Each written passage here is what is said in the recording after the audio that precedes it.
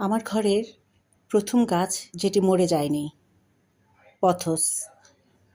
এই পথসের কম পানি, অল্প মনোযোগ, কম যত্ন, কম আলোতে বেঁচে থাকে বলেই ইনডোর প্ল্যান্ট হিসেবে আমি পথসকে বেছে নিয়েছি। আমার বাসায় অনেক প্রজাতির পথস আছে, তবে সব ভ্যারাইটি নাই। তারপরেও বেশ কিছু প্রজাতির আছে। এটা হচ্ছে স্লিপিং পথস। দেখো, কেটে নিলাম।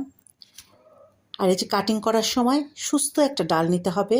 পাতা কাটিং করার সময় নোডের দুই পাশে অল্প একটু পরিমাণ রেখে কাণ্ডটা কেটে ফেলতে হবে। দেখো, তোমাদের ভাইয়া কি সুন্দর করে কেটে তোমাদের আমি কাটিংটাও দেখালাম।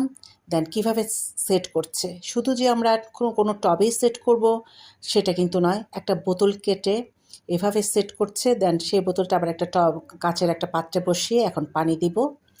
তো এই তো আমার এখন কাটিং হয়ে গেল। তো ইনশাল্লাহ 1 মাস বা 1.5 মাস পর তোমাদের সাথে আমি শেয়ার করব যে আমার এই পথসটা কেমন হয়। এই ফার্স্ট টাইম আমি স্লিপিং পথস কাটিং করে পানিতে বসিয়ে প্রোপাগেশন করছি, মানে নতুন একটা চারা তৈরি করছি। তোমরা এইভাবে করে দেখো।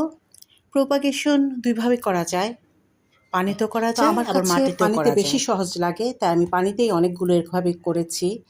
আর এই যে এখন রেডি হয়ে গেল, পানি স্প্রে করে দিচ্ছি। কেমন হলো কমেন্টস করে জানাতে পারো।